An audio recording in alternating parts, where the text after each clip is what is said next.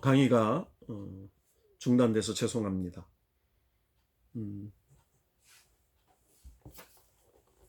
이 배터리가 좀 다 돼서 끊어졌습니다. 이어서 2강 2부를 이어서 진행하도록 하겠습니다. 연역법이라는 말의 사전적 의미는 어떤 명제로부터 추론 규칙에 따라서 결론을 이끌어내는 논리의 형식입니다. 설교에서는 하나의 주제 또는 중심 개념을 설정하고 그것을 설명할 때 예화와 같은 특수한 예증을 들어가면서 결론에 이르는 형태로 활용해 오고 있었습니다. 이러한 논리의 틀이 설교자에 의하여 응용될 때 먼저 다음과 같은 단계를 밟을 수 있습니다. 첫째, 설교자는 설교를 해야 할 본문을 결정하고 그 말씀의 깊은 뜻을 찾기 위하여 서기와 주의를 해야 합니다.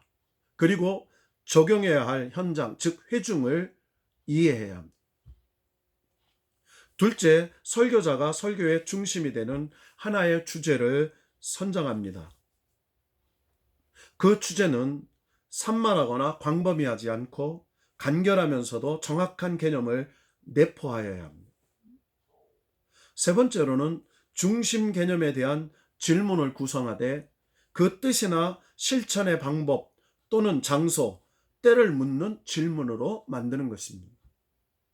넷째, 설교의 주제를 내포하고 바로 이어질 대지를 특정 지어주고 구조를 통일성 있게 이어질 수 있는 중심어를 설정합니다. 다섯째, 본 설교의 목적을 달성할 수 있는 대지를 설정합니다. 여섯째, 그 대지에 해당된 본문의 말씀과 그 말씀의 해석과 적용을 시도하는 것입니다. 필요에 따라서 예화를 적절히 배열하여 예증을 들어 말씀의 뜻을 생활 속에 적용하도록 하는 것입니다. 이상과 같은 연역법적 전개의 틀은 연역법의 활용을 강조해 온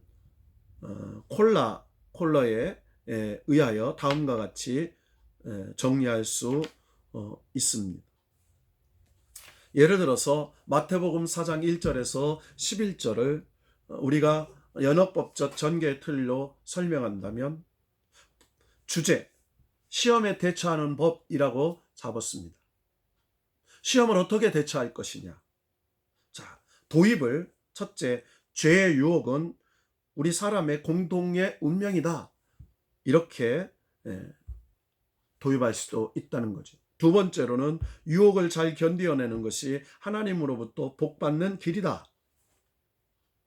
그러니까 도입 부분에 어떻게 할 것이냐. 두 번째로는 주제. 세 번째입니다. 성공적으로 시험을 견디어낼 수 있다. 질문으로 왜? 어떻게?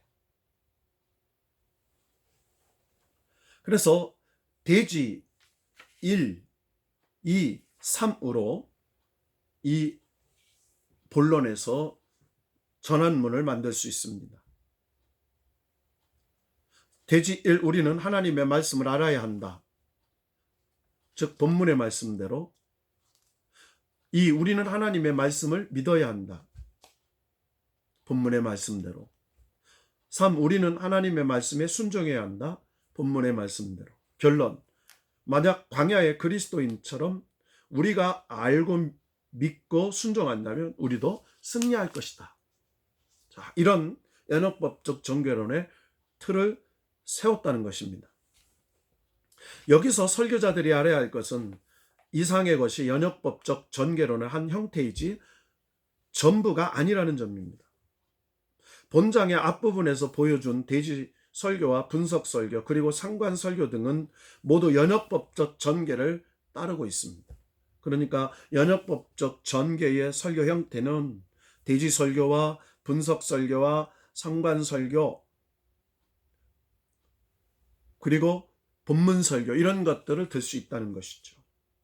본문을 정하고 주제를 정한 후에 대지를 통하여 그 주제를 구체화시켜 온 지금까지의 방법이 모두 연역법적 전개론에 속한 것입니다. 다시 한번 연역법적 전개론이 가지고 있는 특성들을 추리면 간단히 다음과 같습니다. 첫째, 연역법적 전개론은 무엇보다 성경에 충실하여 본문 의존도가 어떤 전개 형태보다 높아 복음적인 설교의 강단에서 총애를 받는다. 둘째, 논리를 좋아하고 혼돈을 싫어하는 사람들에게 접근하는데 매우 효과적인 전개 형태로 작용한다. 셋째, 설교자들이 자신들의 삶의 이야기를 들려주는 수준, 미달의 설교 형태를 보이지 아니하고 말씀 중심의 틀을 지킬 수 있다는 것이다. 넷째, 뚜렷한 주제의 설정과 일모요역한 돼지의 논리는 단순한 사고에 젖어 사는 회중과 메시지의 만남을 보다 쉽게 가져올 수 있는 것이다. 다섯 번째, 연역법적 형태를 취할 수밖에 없는 강해설교와 같은 경우에 절대적으로 필요한 전개 형태로서 그 가치가 오랫동안 지속될 수 있는 것이다. 이처럼 연역법적 전개는 설교의 세계와 이미 밀접한 관계를 오랫동안 추구해 왔습니다. 앞으로도 그 위치는 지속되리라고 생각합니다. 그러나 미래를 추구하는 설교자는 이 한 가지의 방법에만 매달려 설교를 하려는 생각을 버려야 합니다. 아무리 보수적인 풍토의 회중이라 하더라도 시대의 변함에는 순응해야 된다는 것입니다. 시대의 변화는 사고의 변화를 가져오기 때문입니다. 그러한 사고의 변화는 논리의 변화를 가져오게 합니다. 이러한 변화는 다양한 커뮤니케이션의 전개를 추구하게 합니다. 그러므로 틀에 박힌 연역법의 추종자로서 첫째, 둘째, 셋째가 아니면 설교를 포기할 정도의 편협한 설교자들이 되어서는 안 되는 것입니다. 말씀에 성실한 운반자로서 노력이 없는 설교자는 언제나 현실에 안주하지만 내일의 강단에 새로운 바람을 일으키기 원하는 설교자는 시대의 변화에 따라 커뮤니케이션의 활용에 관심을 기울여야 한다는 것입니다. 그러므로 설교자는 메시지의 준비에만 전념할 것이 아니라 새롭게 나타나는 설교의 이론에 깊은 주의를 기울여야 하는 것입니다.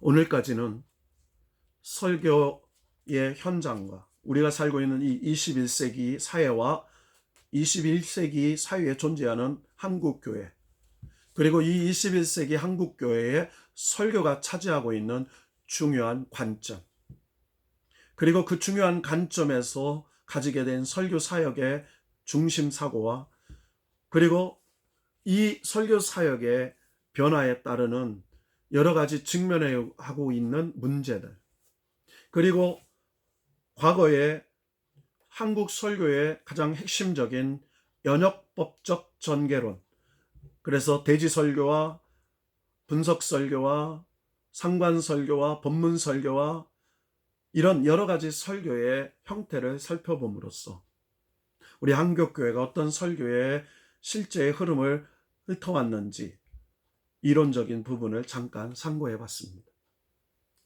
이제 다음 시간에는 귀납법적인 설교 형태, 그리고 21세기에 대두되고 있는 새로운 강해 설교, 즉 내러티브 설교와 이야기식 설교, 그리고 수많은 새로운 형태의 설교들을 살펴봄으로써 이 수많은 소통의 시대에 변하지 않는 진리인 하나님의 말씀을 급변하고 있는 사회, 급변하고 있는 사람들에게 어떻게 이 진리의 복음을 정확하게 전달해서 절대로 변하지 않는 진리를 붙잡고 변하는 사이에 하나님의 사람으로서 어떻게 살아야 될 가치를 전달해주고, 그리고 사람의 능력이 아닌 하나님의 능력으로 바르게 살아가야 할 것인지를 전달하는 하나님이 찾으시는 영적인 설교자로 세움을 받아야 되는 귀중한 도전의 직면에 있는 것입니다. 여러분, 이 설교의 실제를 통해서 이 시대에 새롭게 부름받는 하나님의 사람들이 되시기를 축복합니다. 이제 다음에 제 3강으로 여러분을 속히 만나서 서로 질문하고 대답하는 그런 영적인 설교의 실제가 되기를 기대하면서 이제 다음에는 조별로 편성하고 또 어떤 설교의 준비, 전달, 또 훈련할 것인지에 대해서 서로 나누어 보는 그런 시간이 될 수 있기를 기대해 봅니다. 이 코로나19 전염병 사태에 하나님이 여러분의 건강을 지켜주시고 이 환경적 위기가 하나님의 축복의 기회로 변환되는 역사가 나타나기를 주의 이름으로 축복하면서 여러분의 앞날에 하나님의 인도하심 넘치기를 간절히 바랍니다. 감사합니다.